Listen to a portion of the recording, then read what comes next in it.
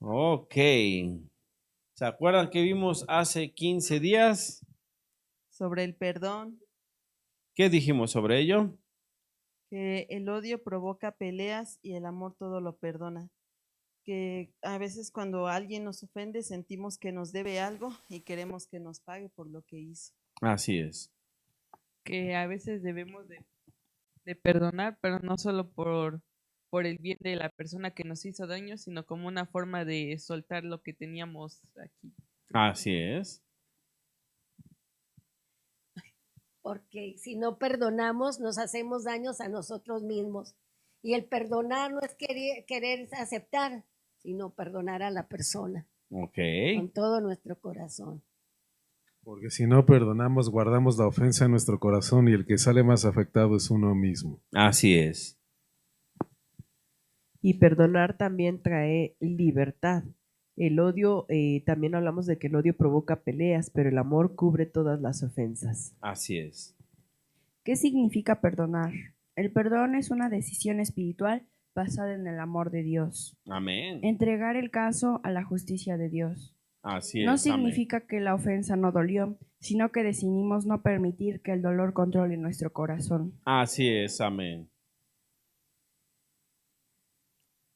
Bueno, continuando con la enseñanza, ahora vamos a ver lo que es la restauración.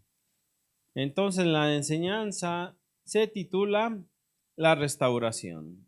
¿Cómo se llama? La restauración. ¿Cómo se llama? La restauración. ¿Cómo se llama? La restauración. Así es. ¿Y qué es la restauración? Es el proceso que lleva después del perdón. En la vida espiritual, cuando Dios nos perdona y nos limpia de nosotros, de lo que hemos cometido, de los errores que hemos hecho, también Dios en nuestras vidas empieza un proceso de restauración. Y este proceso puede ser rápido, puede llevar algunos meses y en otros casos puede llevar más tiempo. Todo depende también de cómo nos dejemos que restaurar, ¿verdad? Pero se nos enseña mucho sobre cómo Dios nos restaura espiritualmente, ¿verdad? Y la Biblia menciona que nosotros también nos da el ministerio de la reconciliación. Y el ministerio de la reconciliación va de la mano sobre la restauración. Y en esta ocasión quiero hablarte más que de lo espiritual, también de la forma natural. ¿Por qué? Porque lo natural es un reflejo de lo espiritual. Y lo espiritual también para nosotros es sombra de lo natural. Entonces vamos a ver que en la restauración nosotros encontramos también una paz interior en nuestras vidas. Amén. Y para ello vamos a nuestra cita central, que se encuentra en el libro de Joel, capítulo 2, versículo 25 y el 26. El Señor dice: les devolveré lo que perdieron a causa del pulgón, el saltamontes, la langosta y la oruga. Fui yo quien envió ese gran ejército destructor en contra de ustedes. Volverán a tener toda la comida que deseen y alabarán al Señor su Dios, que hace esos milagros para ustedes. Nunca más mi pueblo será avergonzado. Amén. ¿Qué nos dice en la versión NTV? El Señor dice, les devolveré, ¿qué? Lo que perdieron. ¿Y cómo es que lo perdimos? ¿A causa de qué? Pulgón, saltamontes, langosta, oruga. Fui yo quien envió ese gran ejército destructor en contra de ustedes. ¿Qué envió el Señor? El pulgón, el saltamontes, la langosta, la oruga. Cuando hay un perdón, pero no hay una continuación, cuando no hay una restauración, entonces se pierde todo. Se empieza a comerlo todo. ¿Y qué debe de haber después? Dice, cuando Dios hace el trabajo, volverán a tener toda la comida que deseen y alabarán al Señor su Dios, que hace esos milagros para que ustedes nunca más, mi pueblo, serán avergonzados. Muchas ocasiones la gente nos ofende, pero yo no hablo de una pequeña ofensa, sino de ofensas que luego llevan mucho tiempo. Y esas ofensas nos hacen daño por dentro y nos recuerdan cada momento de nuestra vida, de nuestra existencia. Y esas ofensas nos empiezan a ¿qué? A calcomer. Por dentro nos come, nos hace daño, nos destruye a nosotros mismos y muchas veces nos culpamos a nosotros mismos o culpamos a la persona. ¿Por qué? Porque no hubo una restauración, a lo mejor hubo un perdón, pero no una restauración en mi vida. Y aunque no haya una restauración de esa persona, a mi persona, Dios empieza ese trabajo. Dios hace el trabajo de ¿qué? De restauración en mi vida. Y entonces yo en mi alegría alabo a Dios. ¿Y qué más? Y veo sus milagros en mi vida. ¿Qué milagros? La restauración. La restauración de mi corazón, que es lo más importante. Y ya no seré ¿qué? Avergonzado. Amén. Pero esa restauración la hace Dios cuando no hubo ¿qué? Una restauración de la parte que a mí me ofendió, que a mí me hizo daño. Pero esta restauración no se puede llevar si yo no se lo permito a Dios. Amén. Esa es la parte importante. Esta es la parte que espiritual que se refleja en mi vida. Y yo creo que todos queremos eso, ¿verdad? Que cuando hemos sido ofendidos de niños, que cuando hemos sido ofendidos de adultos, cuando hemos sido ofendidos en cierta parte de nuestra vida, queremos que una restauración. Pero muchas veces el dolor nos hace daño que no lo permitimos. Nos cegamos y no queremos sino que venganza. Decimos, gansa, ven. ¿Verdad? Pero Dios quiere hacer ese cambio en nuestras vidas. Amén. Amén.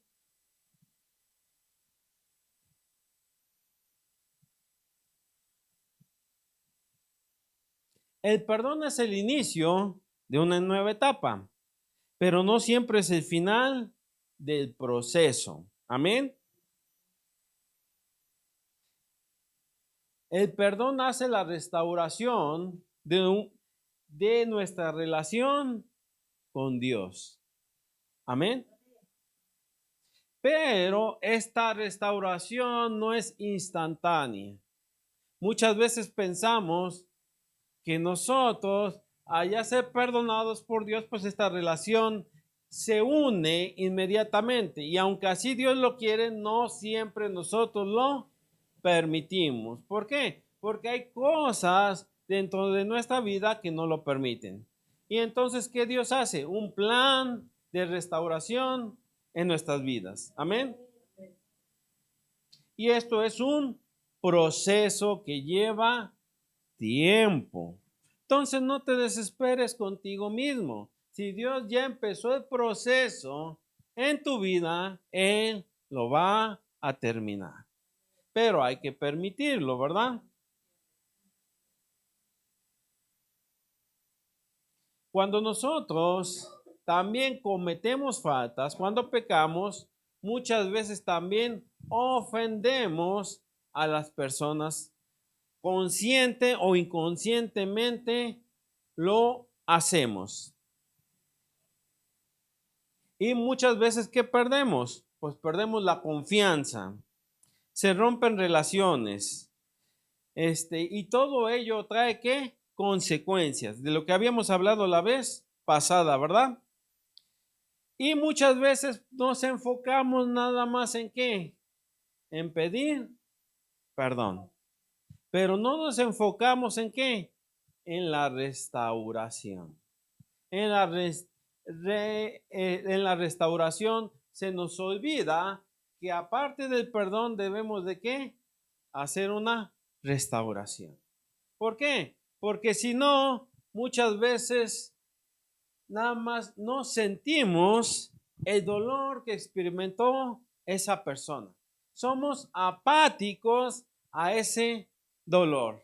No sé si me explico, pero quiero decirles que muchas veces a nosotros pensamos que con pedir perdón se acabó el asunto. Pero todo depende de la ofensa que se haya cometido, que se haya hecho. Es el proceso de restauración que tenemos que seguir.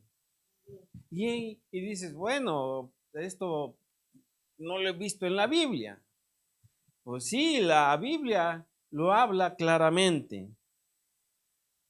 Porque muchas veces el pecado nos ciega y creemos que únicamente hemos fallado y ofendido a Dios. Pero no, también ofendemos a quienes, a las personas luego que también amamos. Y olvidamos que nuestras decisiones también afectan a nuestros seres queridos. Vamos por favor a Salmos capítulo 51, versículo 3.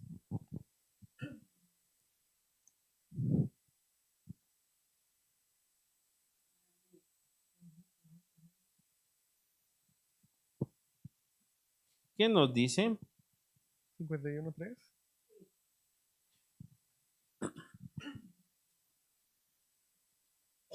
Porque yo reconozco mis rebeliones y mi pecado está siempre delante de mí.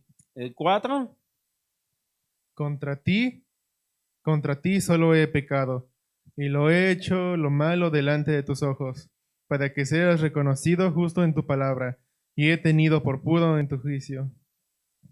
Este salmo en particular lo escribió el rey David.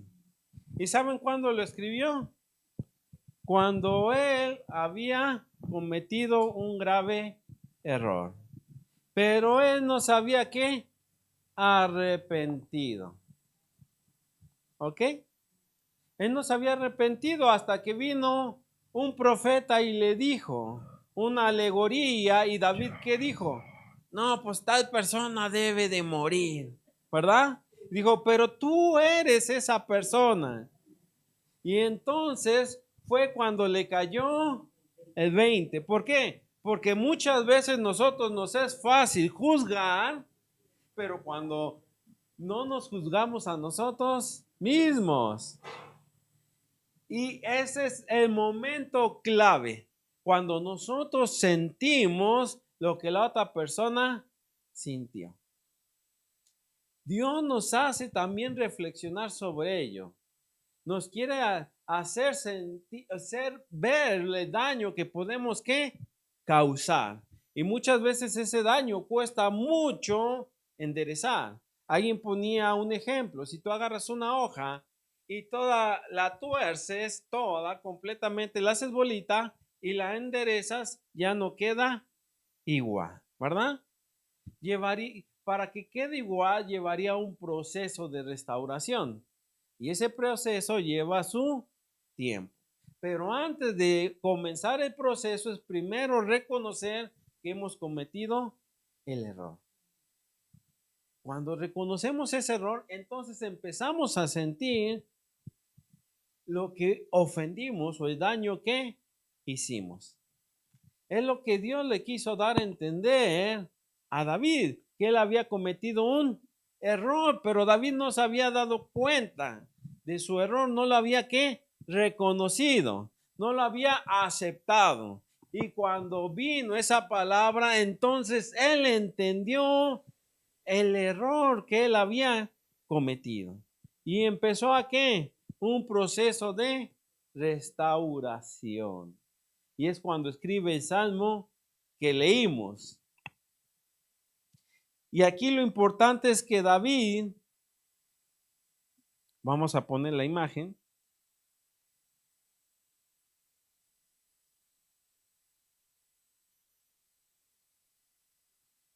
Primero, antes de reparar algo, tenemos que primero ¿qué? Reconocer que está roto, que nosotros lo rompimos, ¿verdad?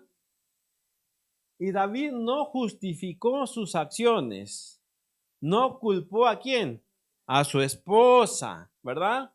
Muchas veces nos es más fácil culpar que admitir que nosotros cometimos el error. No culpó las circunstancias, no dijo, ay, pues yo nada más estaba así, pues se me atravesó. Sucedió. Así es. Entonces, no culpó las circunstancias, sino que hizo, asumió su responsabilidad. Y muchas veces a nosotros nos cuesta ¿qué? Asumir nuestra responsabilidad. Y muchas veces eso sucede porque así mismo nos enseña nuestra sociedad, nuestro mismo núcleo familiar. Si cometemos un error, por lo general, quien paga el plato son los papás y no el hijo que cometió el error. Y eso es natural hasta cierto punto, pero hay puntos en donde ya no se puede tomar esa decisión, sino cada quien se tiene que hacer responsable. Y él no se justificó diciendo, pues así soy yo ya no cambio, ¿verdad? O todos lo hacen, todos han cometido este error. ¿Cuál otra? Ay, pues ni que haya sido para tanto. Pero cuando empezamos a cambiar estas palabras porque yo fui quien causó el daño, entonces empezamos a ¿qué? El proceso de restauración. ¿Por qué? Porque muchas veces no nos damos cuenta del daño que podemos causar. Y cómo ese daño lleva un proceso para sanar y restaurar.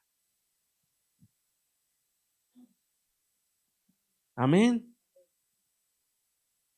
Vamos por favor a Números capítulo 5, versículo 6.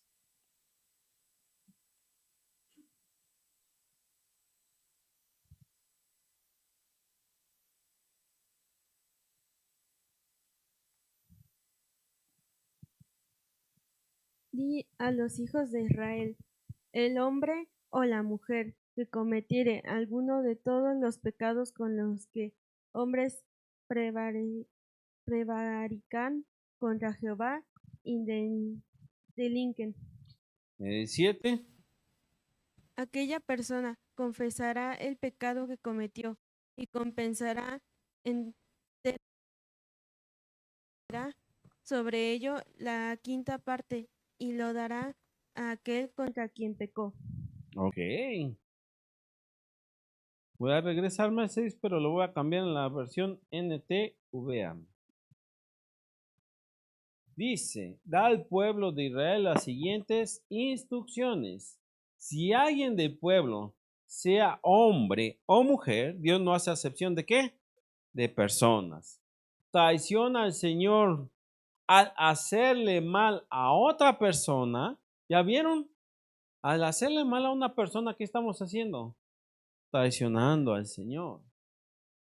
Esta persona es culpable.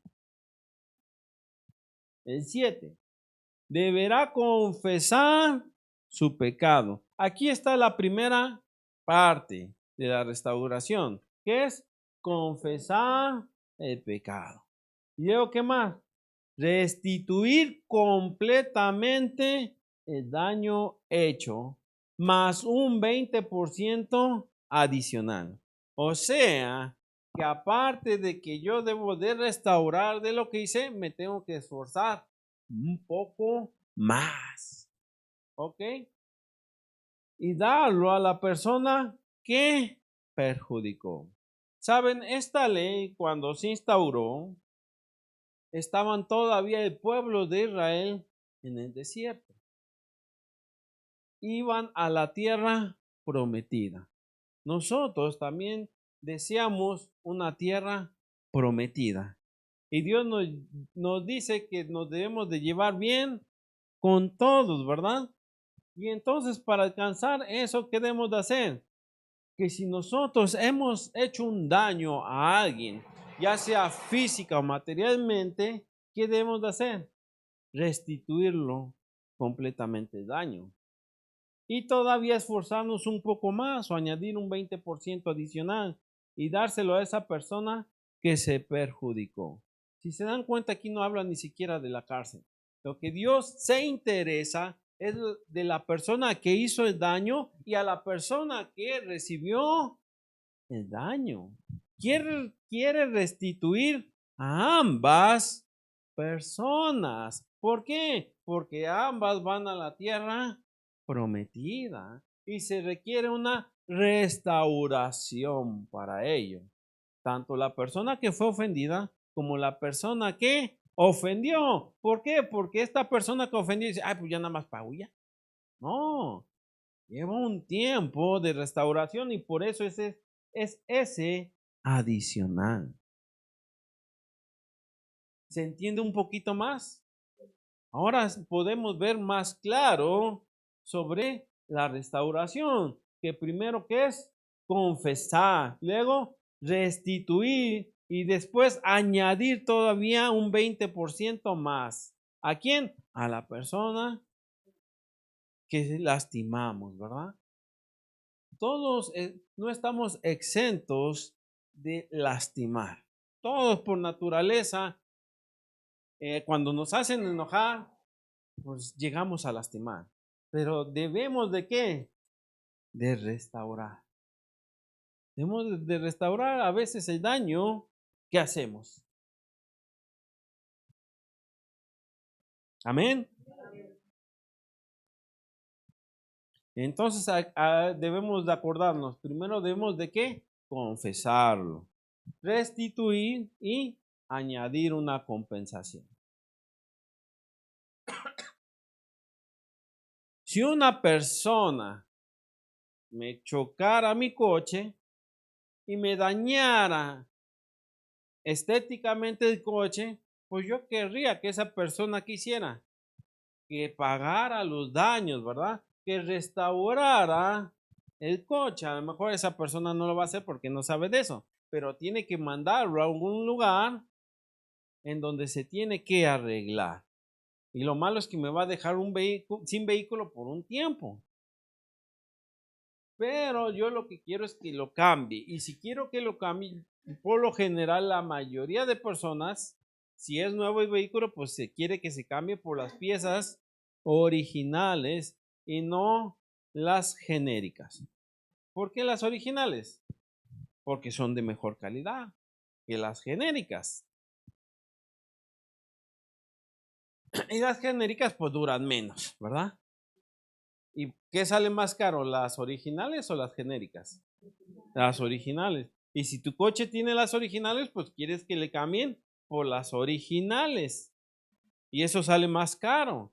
Y entonces aquí hay digamos que un intercambio. Sí, que no, que sí. Pero si hicimos el daño, pues debemos de hacer la restauración lo mejor posible. Y si no se puede, pues también pues tratar de hacerlo lo mejor que nosotros podamos. Amén.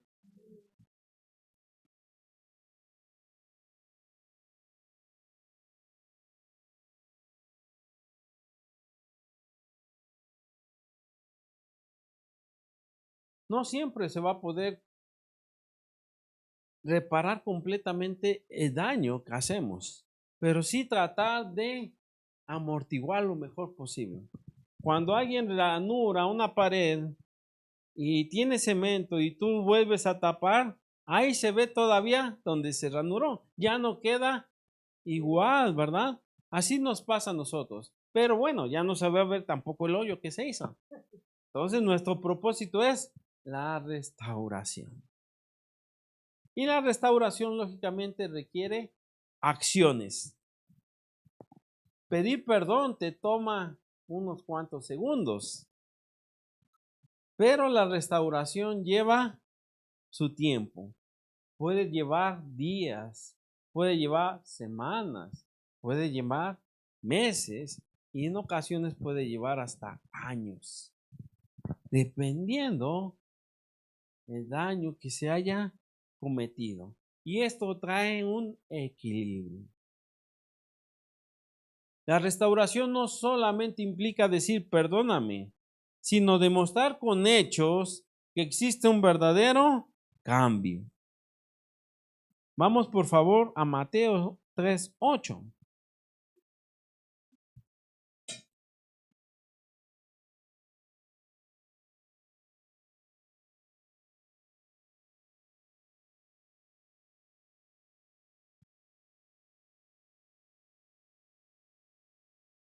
Haced, pues, frutos dignos de arrepentimiento. ¿Qué dice? Que debemos de hacer frutos dignos de arrepentimiento. ¿Y cuáles son esos frutos? Precisamente estamos hablando sobre la restauración, ¿verdad? Aquí ¿quién está hablando? Juan el Bautista, cuando venían, ¿quiénes? Los que se querían bautizar, pero eran ¿quiénes? Los fariseos. Y entonces, ¿qué les dijo Juan el Bautista? Primero hagan frutos dignos de arrepentimiento. O sea, ellos nada más querían decir, mira, yo soy digno de ser bautizado por Juan. Y Juan les contestó, no, primero hagan frutos dignos de arrepentimiento. Entonces no nada más consiste en pedir perdón, sino que consiste en hacerlo digno, hacerlo correcto, no nada más querer demostrar que yo soy puro y santo. Se demuestra todo ello, ¿verdad? Juan que pidió no emoción, sino evidencia del hecho. El arrepentimiento verdadero siempre produce frutos visibles. Vamos a Efesios 4:28.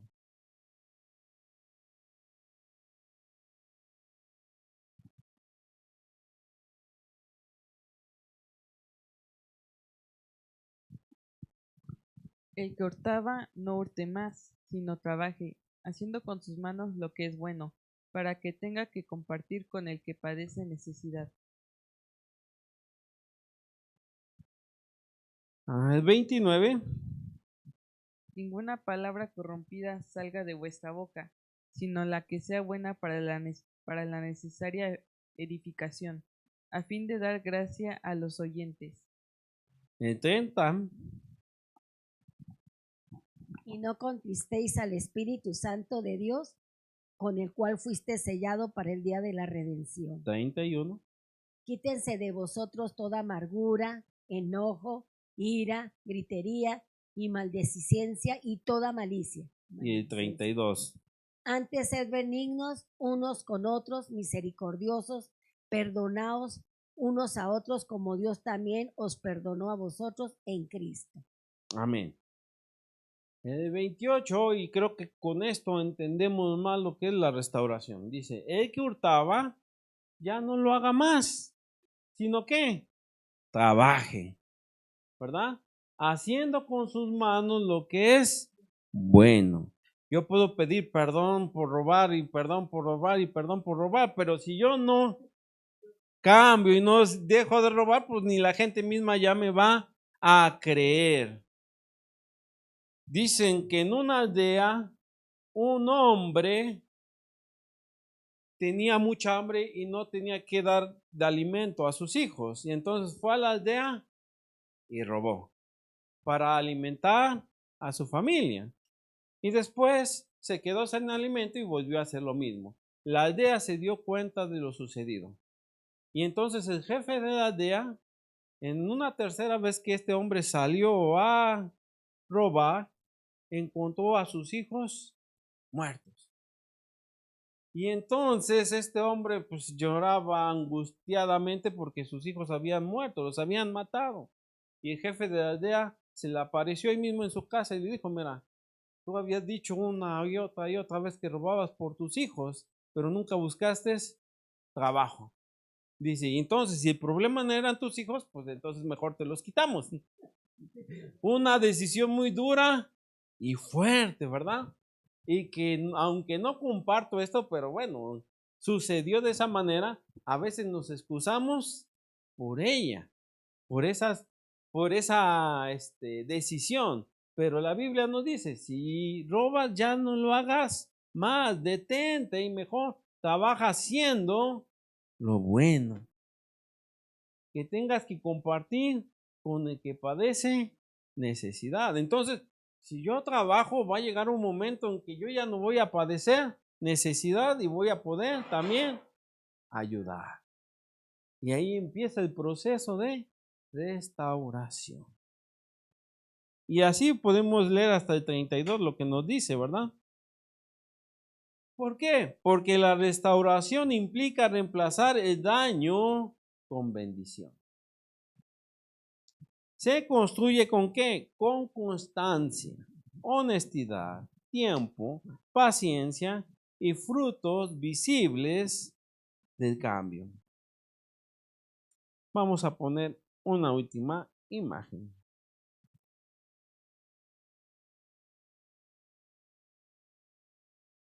La confianza rota no se reconstruye con promesas.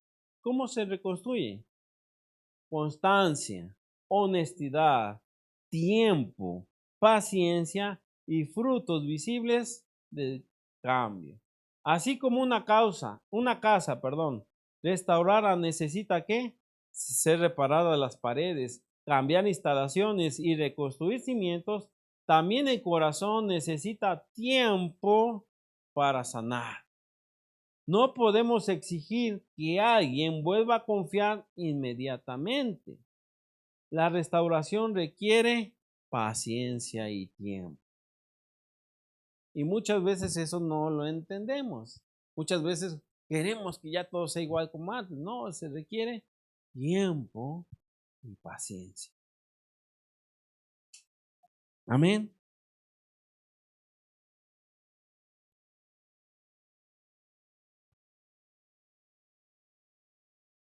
Para terminar, vamos a hablar un poquito sobre Zaqueo. Yo creo que conocemos la historia de Zaqueo, ¿verdad? Que era un... si conocen la canción, ¿verdad? Dicen que era un pequeñito, un chaparrito, dicen que vivía en Jericó. Y cuando habló a hablar de Jesús, ¿qué hizo? Jesús le dijo, bájate de ahí, porque tu casa voy a ir, ¿verdad? Es en la escuela dominicana las enseñaron. Bueno, en esta historia, ¿qué hace Zaqueo? Zaqueo era un publicano, o en otras palabras, era un cobrador de impuestos. Y era una de las personas más odiadas en el pueblo judío. Pero cuando la salvación toca a su puerta, él dice unas palabras que reflejan el cambio de su vida. Y él dijo, si en algo he defraudado a alguien, se lo devuelvo cuadriplicado. En otras palabras dice, si yo voy a restaurar el daño que yo he cometido, no dando el 20%, sino 4 veces más. Diciendo, el cambio ha venido a mi vida y yo quiero que hacer restauración. Que el pueblo no se sienta ofendido conmigo o con lo que yo he hecho. ¿Por qué? Porque yo veo ese cambio en mí que Dios transformó mi vida. Y ese es el ministerio que Dios nos da. Cuando nosotros venimos a Él, Él nos restaura, pero no para quedarnos y nos veamos bonitos, sino para ayudar a otras personas a ser también restauradas. ¿Ayudarlas a qué? A que haya ese cambio también en sus vidas. Pero antes de poder yo cambiar o ayudar a alguien, primero yo necesito ser restaurado. ¿Por qué? Porque si no inyecto también el veneno que yo traigo. Primero debo de ¿qué? Yo ser restaurado y ahora sí ayudar a restaurar. Amén. ¿Qué hizo Jesús con Zaqueo? Lo perdona. Zaqueo reconoce el daño y decide reparar lo que él rompió. Asume el costo de esa restauración y su vida demuestra ese cambio. Amén. Pongámonos de pie, por favor.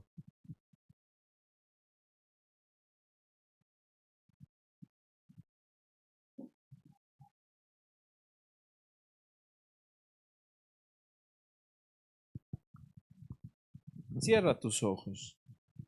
Dios es especialista en restaurar vidas, pero también nos enseña a asumir nuestra responsabilidad en el proceso. Cuando reconocemos el daño causado, pedimos perdón con sinceridad y trabajamos para reparar lo que se quebró, reflejamos el carácter de Cristo. El objetivo no es solamente ser perdonados, sino convertirnos en instrumentos de reconciliación y sanidad.